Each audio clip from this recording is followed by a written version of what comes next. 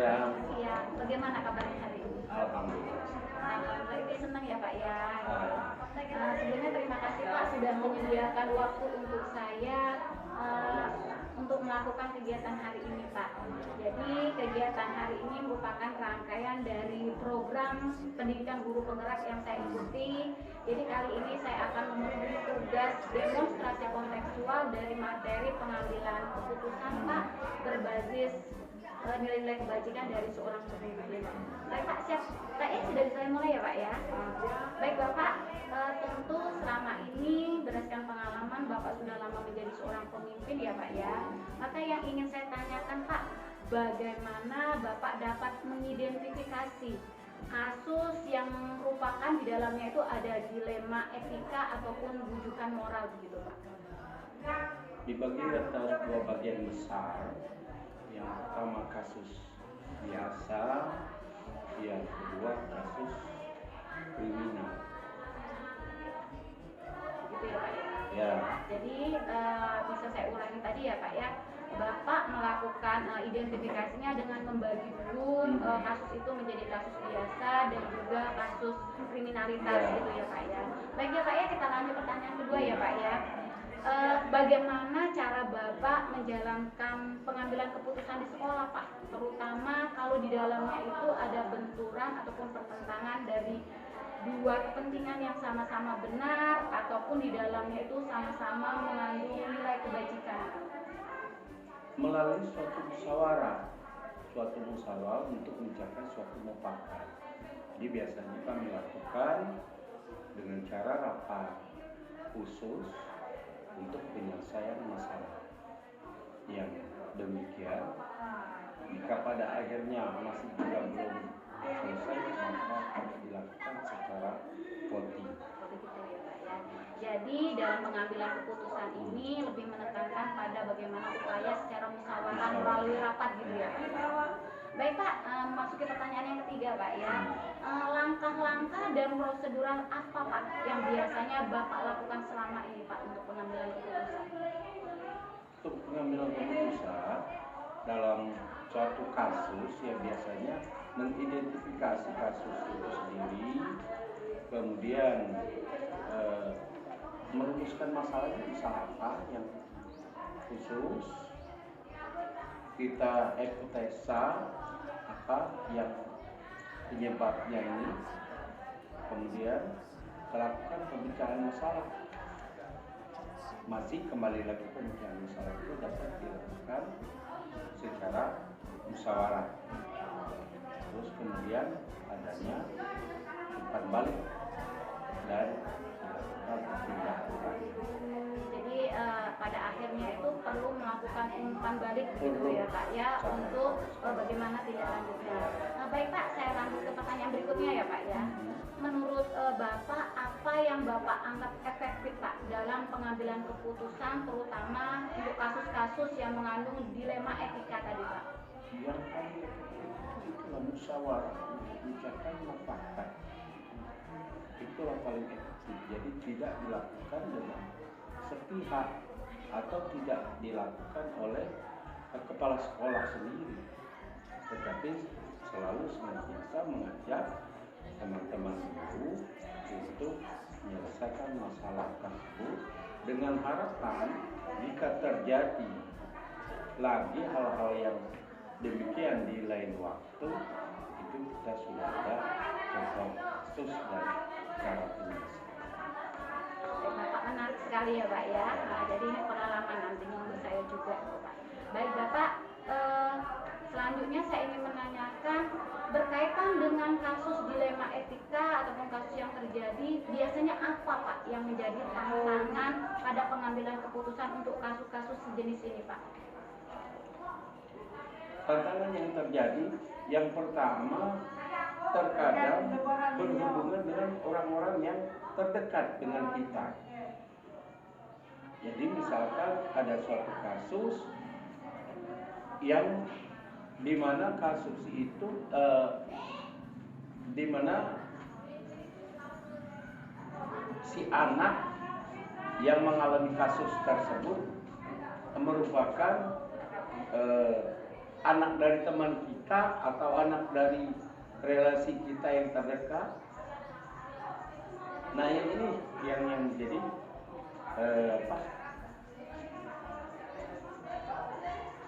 agak susah untuk menyelesaikannya.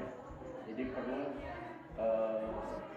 penyelesaian secara seksama dengan kepala yang dingin, namun tetap pada prosedur yang sudah ditentukan. Berarti terkadang itu yang paling tantangan itu apabila ini dilema etikanya itu berkaitan dengan orang-orang terdekat. Orang gitu terdekat, ya, Pak. Baik Pak, kita lanjut ke pertanyaan ketiga ya, ke selanjutnya ya Pak ya. Berkaitan dengan adanya masalah dilema etika, kasus dilema etika, biasanya penyelesaiannya bagaimana Pak? Apakah Bapak memang ada penjadwalan khusus, ataukah Bapak juga bisa melakukan langsung di tempat gitu, atau Bapak juga menyediakan waktu gitu Pak?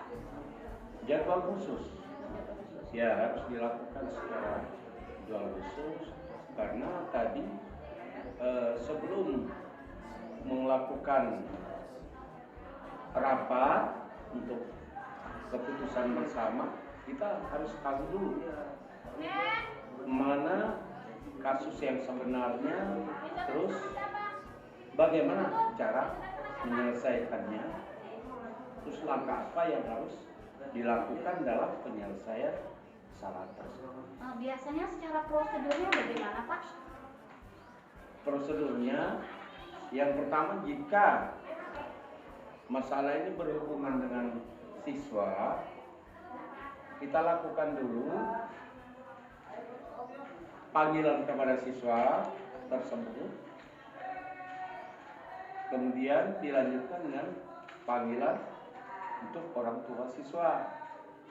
Setelah dari orang tua siswa, baru kita dapat merumuskan masalah yang sebenarnya, dan kita dapat melakukan keputusan dari masalah yang sudah terjadi. Baik Bapak, terima kasih untuk jawabannya. Berikutnya Pak, ada pertanyaan lagi ya Pak ya. Faktor-faktor apa Pak selama ini yang mempermudah Bapak begitu untuk pengambilan keputusan, terutama yang keputusan berdilema etika ini Pak? Faktor yang mempermudah gitu. Yang mempermudah dalam penyelesaian masalah ini adalah teman sejawat. Teman-teman sejawat inilah yang sangat membantu dalam penyelesaian masalah. Jadi kalau di sekolah ini mulai dari guru mata pelajaran, wali kelas, BP jika ada, pembina OSIS, wakil kesiswaan, wakil kurikulum, ditambah dengan semua guru mata pelajaran. Yang inilah yang sangat membantu. Jadi yang saya tangkap bahwa yang faktor yang terutama mempermudahkan Bapak dalam pengambilan keputusan itu adalah dukungan dari orang-orang dalam semua elemen di sekolah itu ya Pak ya. Baik Pak, ini sebagai closing gitu, pertanyaan terakhir dari semua yang Bapak sudah sampaikan, kira-kira Pak, pembelajaran apa yang Bapak peroleh dari pengalaman Bapak dalam mengatasi masalah-masalah berdilema etika gitu Pak? Nilai apa dan juga pembelajaran apa Pak yang bisa diambil Pak dari pengalaman Bapak dalam pengambilan keputusan kasus berdilema etika ini Pak? Yang pertama, kita harus tetap pada peraturan yang sudah kita buat. Jadi kita dengan adanya aturan yang sudah dibuat itu, yang merupakan suatu komitmen bersama, maka harus dijalankan oleh seluruh elemen sekolah ini dengan secara konsekuen. Kemudian dengan dilakukan secara konsekuen, maka dari hari ke hari atau dari bulan ke bulan, tahun ke tahun harus dijalankan secara konsisten. Itulah yang harus belajar. Baik Bapak, menarik sekali dan ini sangat menginspirasi begitu Pak bagi kami gitu. Terima kasih banyak Bapak untuk semua jawabannya, untuk semua pengalaman yang sudah dibagikan kepada saya. Ini terutama akan menjadi inspirasi, menjadi pembelajaran untuk saya untuk menjadi seorang pemimpin, terutama untuk saat ini adalah sebagai pemimpin pembelajaran ya Pak ya. Baik Pak, terima kasih atas waktunya. Sehat terus untuk Bapak, sukses terus ke depannya. Minta doanya juga Pak biar saya bisa juga terus termotivasi Pak untuk menjalankan tugas ini, begitu ya Pak ya. Terima kasih banyak Pak sekali lagi. Baik Pak, mari Pak saya pamit ya Pak ya. Terima kasih Pak.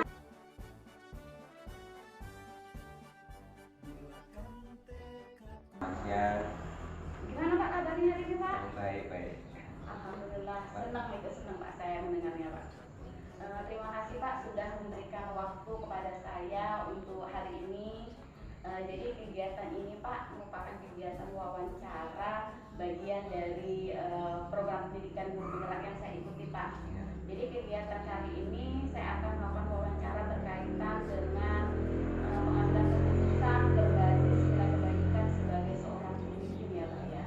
Jadi dari wawancara ini nanti berharap saya bisa mendapatkan banyak pengalaman dan juga nilai-nilai dari apa yang biasa Bapak terapkan sebagai seorang pemimpin begitu ya Pak ya. Nah baik Pak, kita mulai ya Pak ya. Baik Pak, selama ini kan Bapak sudah menjadi seorang pemimpin, tentu saja banyak pengalaman yang sudah Bapak lewati, Bapak lalui begitu ya Pak ya. Nah yang ingin saya tanyakan Pak, bagaimana Bapak dapat mengidentifikasi Pak kasus-kasus yang merupakan dilema etika atau juga moral? Terima kasih pertama kehadirannya. Saya juga agak tersanjung ini jadi sekolah di interview atau apa namanya kegiatan CGP ya. Iya, Pak. Angkatan berapa? Angkatan 7 Pak. Angkatan 7 ya, alhamdulillah juga sukses. Nah ini berkaitan dengan pertanyaan tadi, masalahnya tentang mengidentifikasi.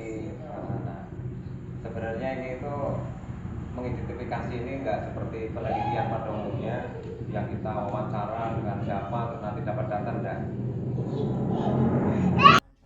Kalau itu seorang pemimpin itu harus pinter-pinter, sebenarnya itu strategi itu kayak bawaan gitu. Tapi ya bisa dipelajari oleh orang lain itu bisa. Jadi cara mengidentifikasi kalau saya itu melakukan pendekatan ke guru itu dengan cara ngajak ngobrol bareng. Pokoknya kita beramah-tamah dengan mereka.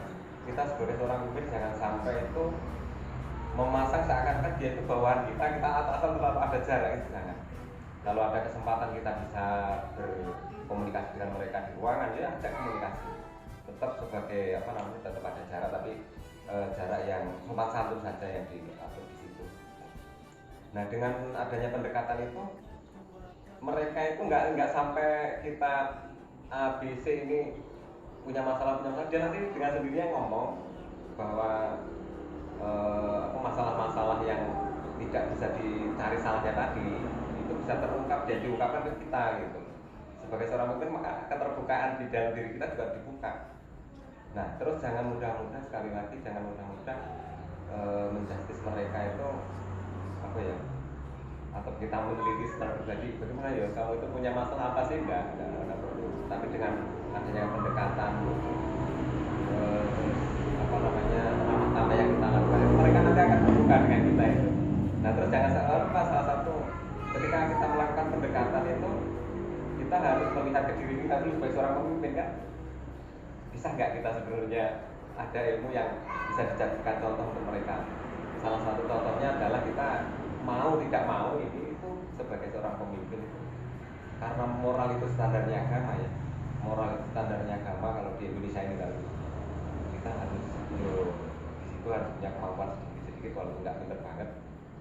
Itu yang paling kita jadikan standar untuk cara untuk mengasih tahu mereka supaya itu standar satu perilaku yang baik itu ini loh, agama ini loh. Kedua nanti tidak menyalahi itu harus walaupun nggak pinter-pinter banget kita harus punya. Tapi yang dasar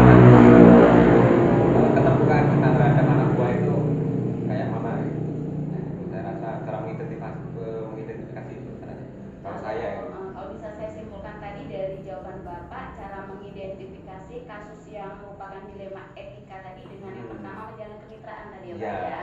Yang kedua tadi memberikan ketauladanan ya dengan artinya memberikan contoh melalui nilai-nilai baik ataupun nilai yang bermuara pada nilai kebajikan tadi ya Pak ya. Begitu ya Pak ya. Baik Pak ya, kita beralih ke pertanyaan yang kedua ya Pak ya. Untuk mengatasi masalah yang berdilema etika ataupun bukan moral tadi ya Pak ya, bagaimana Bapak tuh menjalankan keputusan atas kasus-kasus yang di dalamnya itu Pak ada dua kepentingan yang sama-sama benar ataupun dua-duanya itu keputusan itu harus ya sama-sama mengandung nilai kebajikan gitu Pak. Iya. Nah itu memang agak problem selama ini dilakukan. Ketika ada permasalahan yang tidak masing-masing tidak mempunyai kapasitas, ini salah, jadi sama-sama benar kalau dilakukan itu. Ini mana nih sebenarnya yang salah? Kita ada dilema di situ. Nah di situ kita harus berpikir luas.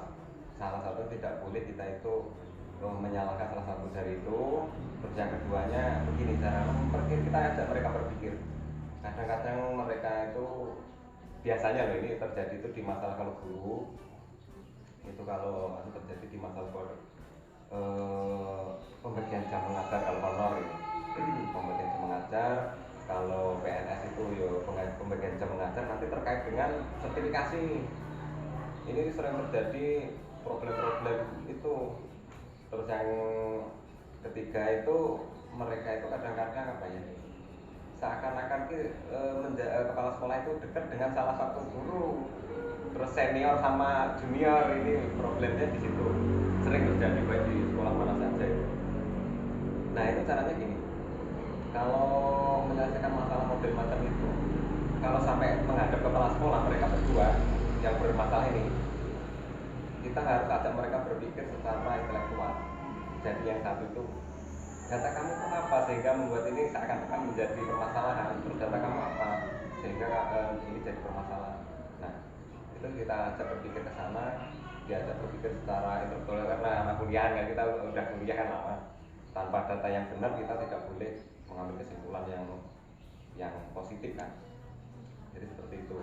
Nah seandainya itu tidak bisa terjadi, kita sebagai kepala sekolah dalam memutuskan permasalahan ini, kita harus melihat seluruh sekolah, jangan cuma melihat mereka berdua yang bermasalah, tidak boleh. Nah, kenapa saya ngajak melihat seluruh ke sekolah? Kenapa? Ketika mereka ini kita putus satu yang benar satu yang salah, nanti berakibatnya kan siswa. Nah itu tidak boleh seperti itu. Ketika kita akan ambil keputusan, siswanya nanti akibatnya apa?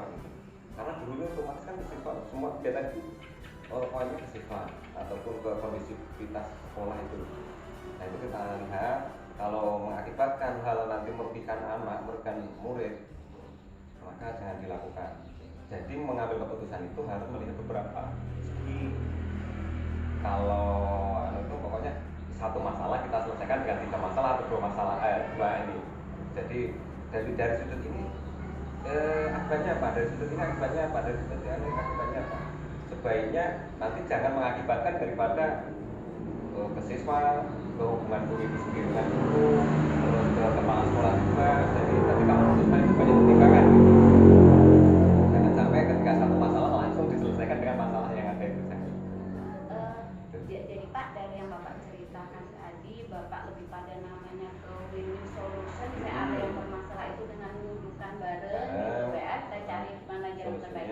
Kalau boleh tahu Pak, jadi untuk memperoleh itu semua tadi Pak, yang terbaik untuk semua itu langkah dan prosedurnya seperti apa Pak yang Bapak lakukan? Sebenarnya kalau langkah dan prosedur itu, kalau langkahnya itu sebenarnya kita kan tadi sudah melakukan pendekatan loh. Yeah. Ini kunci daripada menyelesaikan masalah tadi. Kuncinya yang di awal tadi, jawabannya saya identifikasi tadi, kita lihat karena sudah terjalin pendekatan dengan kita bagus apa. Jadi nggak ada skill lagi antara guru dengan kepala sekolah, walaupun tetap sopan satu dijaga. Nah dari situ itu apa ya namanya, prosedur tadi nggak perlu lagi, mereka sudah nggak perlu kita memanggil lagi, bahkan sudah biasa mereka itu mendekat ke kita itu biasa gitu.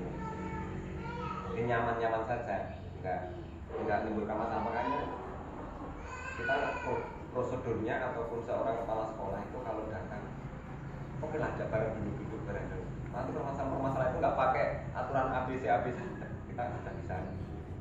Bu, sini bu, mamanya dari tolong panggil saya itu dari ini. Jadi apa ya, kita terjalin kekeluargaan di situ, mereka kita panggil udah nggak ada cara lagi, maksudnya nggak ada segan-segannya lagi. Jadi mereka dari situ ke permukaan sudah ada. Tapi kalau kita memasang apa ya, mereka kayak prosedural gitu kayak itu sudah repot, kita akan menggali permasalahan itu, menyelesaikan juga repot.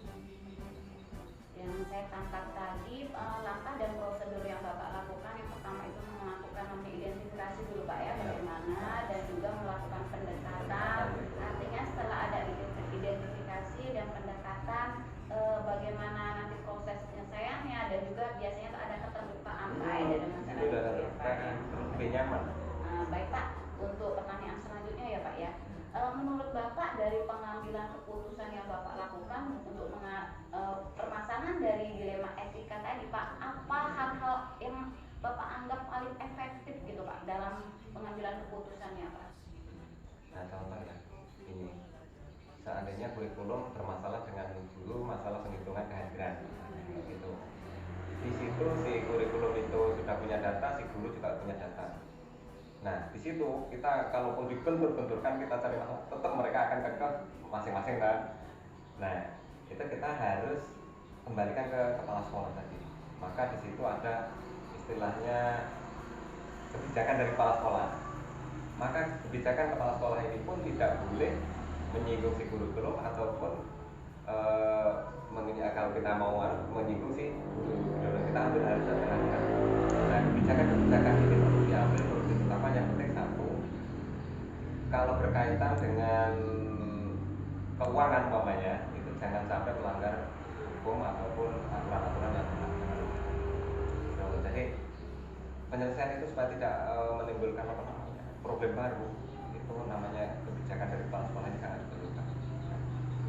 Jadi menyelesaikan seperti itu. Pak, dari yang Bapak ceritakan tadi, pengalaman tadi ya Pak ya, menurut Bapak tantangan apa sih Pak yang paling sering Bapak hadapi dalam pengambilan keputusan Pak? Kalau tantangan itu sebenarnya ketidakpuasan masing-masing pihak.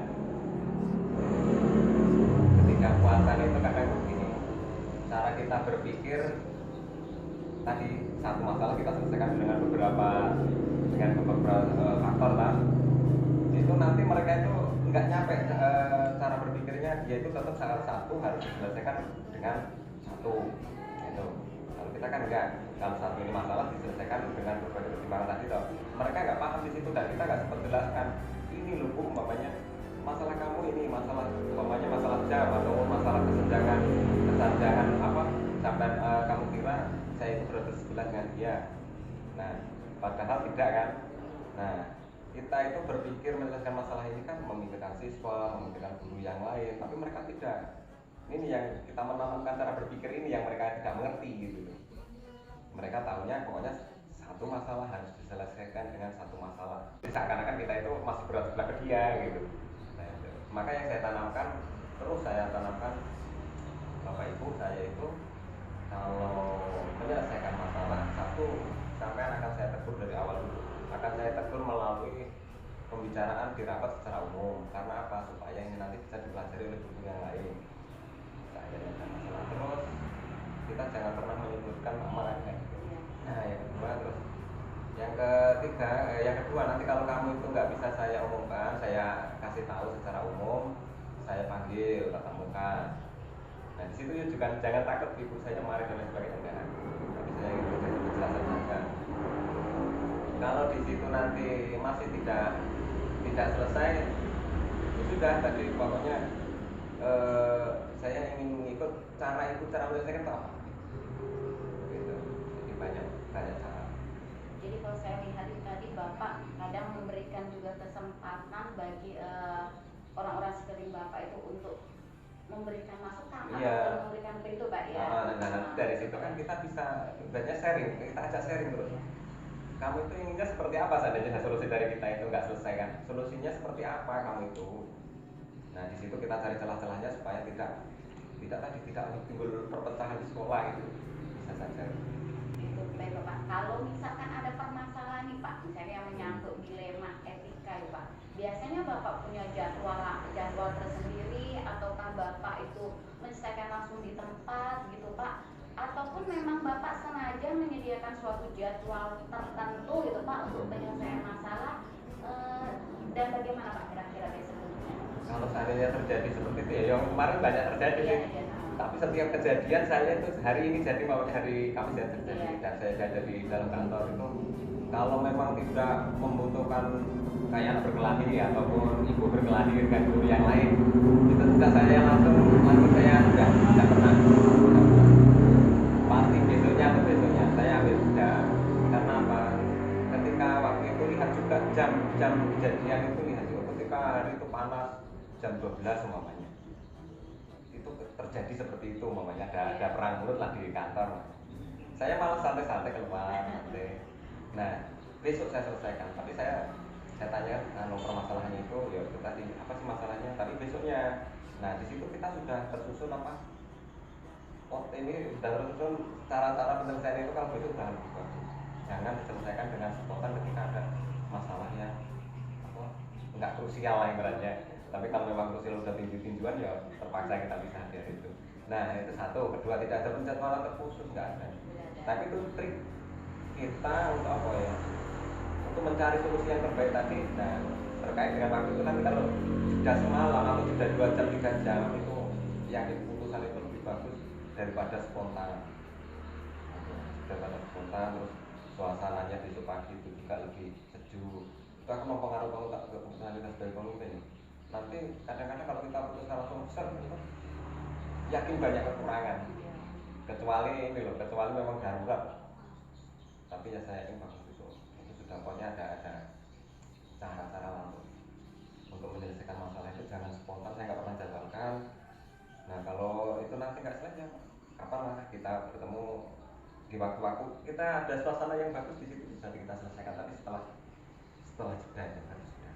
Jadi yang saya tangkap itu tidak ada Bapak menyediakan waktu khusus gitu Pak ya, tetapi juga Bapak berusaha semaksimal mungkin untuk menghindari sesuatu yang bersifat spontanitas karena kadang-kadang itu menjauhkan dari kejernihan pikiran gitu ya Pak ya gitu. Dan juga biasanya Bapak juga kalau yang saya tangkap ini kadang bersifat situasional juga ya gitu ya Pak ya. Baik Pak, kita beralih ke pertanyaan selanjutnya. Selama Bapak menjabat sebagai kepala sekolah dan juga sebagai seorang pemimpin gitu Pak, faktor apa sih Pak yang mempermudah Bapak gitu untuk pengambilan keputusan terutama yang berkaitan dengan namanya dilema etika ini Pak? Nah sebenarnya untuk mempermudah itu faktor-faktornya itu sudah kita bangun sejak awal. Pokoknya kalau kita itu menjalin komunikasi yang bagus dengan guru-guru dengan seluruh warga sekolah itu sebenarnya sudah kunci menyelesaikan masalah kemudahannya di situ yang mempermudah terus kita yang guru senior itu benar-benar kita dudukkan tetapi tidak apa ya Bapak kamu kan di sini senior di sini kita arahkan Bapak Ibu kamu di sini senior di sini satu kita didik mereka menjadi pemimpin juga tanpa kita sadari nanti si junior yang emosinya masih tinggi ini sudah dididik mereka gitu itu salah satu kemudahan jadi nanti kalau bersikap sama mereka guru-guru yang baru atau guru yang muda jangan sampai melakukan ini yuk kita dulu umpamanya yang menyinggung perasaan atau bahasa bapak seperti ini jangan kita jadi dulu yang tua-tua yang senior walaupun mereka senior kalaupun belum menduduki satu pimpinan itu pasti akan merosot cara perilakunya awal saya itu bisa dari kepala sekolah dari saya kalau belum terjun saya rasa belum sepenuhnya bisa nah itu kan perlu kita arahkan itu salah satu yang mempermudah itu ya guru-guru senior kita manfaatkan benar-benar kita didik sebagai wakil kita untuk berperilaku secara moral secara contoh itu kita buat yang senior itu kita setting dulu supaya dia itu berperilaku bisa jadi contoh anak buahnya terus yang tadi yang pertama pokoknya kita lakukan pendekatan yang kedua kita jadi itu kita jadikan kader pemimpin lah kalau kader pemimpin kalau politiknya nah itu hal-hal yang mempermudah itu jadi semuanya sudah berkomunikasi bagus dengan kita, bahkan itu yang paling utama. Taruhlah 80% itu masalah selesai dengan komunikasi yang dibangun dari awal. Jadi jangan dibangun komunikasi itu setelah ada kejadian. Nggak bagus. Jadi yang memudahkan itu karena Bapak itu sudah membangun atmosfer positif dari lingkup pendidikan yang tempat Bapak gitu ya Pak ya. Jadi sudah ada yang terjalin namanya budaya positif, atmosfernya juga sudah enak gitu Pak. Itulah Pak yang menurut Bapak jadi mempermudah ya Pak dalam mengambil keputusan ya Pak ya. Iya, bahkan kita sebagai kepala sekolah kadang-kadang loh kok kawan kamu itu jadi saya, kawan kamu terus berbatin lagi. Kalau ya, ini Pak Ino datang mamanya gitu di sekolah itu. Tadi saya kan bawa sedikit datang. Pak Ino datang gitu. Jadi mereka tetap menjaga sopan santun, tapi kedatangan seorang pemimpin diharapkan gitu. Nah, baik Pak, menarik sekali Pak dari pengalaman Bapak, bagaimana juga bisa dikatakan sepak terjang dan juga bagaimana metode-metode dan juga langkah-langkah yang Bapak gunakan. Ini pertanyaan closing Pak, gitu kan saya penutup. Selama Bapak memimpin dari banyaknya pengalaman, dari banyaknya yang Bapak lalui, apa Pak kira-kira pembelajaran apa yang bisa Bapak petik sebagai suatu nilai ataupun pengalaman dalam menyelesaikan permasalahan dilema etika ini Pak? banyak betul. Mungkin ada nilai ataupun hikmah gitu Pak, suatu bentuk yang refleksi gitu yang membekas yang mungkin menurut Bapak menjadi nilai gitu untuk Bapak yang bisa kami ambil juga gitu Pak. Sebenarnya pengalaman ataupun kejadian yang terjadi itu kan pendidikan buat diri kita sendiri lah. Jadi mereka mengalami masalah seperti itu, kita dulu nggak mengalami, jadi kita bercermin dari pengalaman mereka. Oh, kalau kejadiannya seperti ini bisa menyakiti orang, atau kejadian seperti ini bisa menyakiti orang. Jadi kita nanti secara nggak sadar belajar dari mereka, pengalaman mereka kita. Jadi kan tidak harus belajar itu kan namanya menonton di diklat dan lain sebagainya. Nah, itu pembelajaran yang nyata, bahkan pembelajaran moral itu kan. Kalau umpamanya dia guru itu sudah tersinggung kalau bicara seperti ini, kita sudah berarti orang itu tersakiti dengan gaya bicara yang seperti itu. Jadi kita nggak perlulah bicara seperti dia. Nah, terus yang biasa bahasanya keras ini kok nggak nyambung dengan bahasa yang terlalu halus ke dia. Ini kan pengalaman juga kan, ilmu juga. Jadi banyak sekali permasalahan-permasalahan itu yang menjadikan diri kita menjadi lebih sebagai seorang pemimpin. Perbendaharaan ilmunya untuk ke bagian moral tadi itu banyak gitu. Ya alhamdulillah selama ini. Iya. Jadi belajar juga dari pengalaman orang lain ya Pak ya. Iya. Baik Pak, terima kasih banyak Pak sudah berbagi hari ini. Banyak sekali nilai-nilai dan juga pengalaman. Semoga ini juga kedepannya bisa menjadi pengalaman ataupun nilai juga yang bisa kami tiru dan bisa kami contoh untuk kedepannya. Terima kasih Pak. Mohon doanya juga untuk kelancaran kegiatan kami sebagai calon guru penggerak ini. Baik Pak, terus menjadi inspirasi untuk semuanya Pak. Makasih ya Pak ya.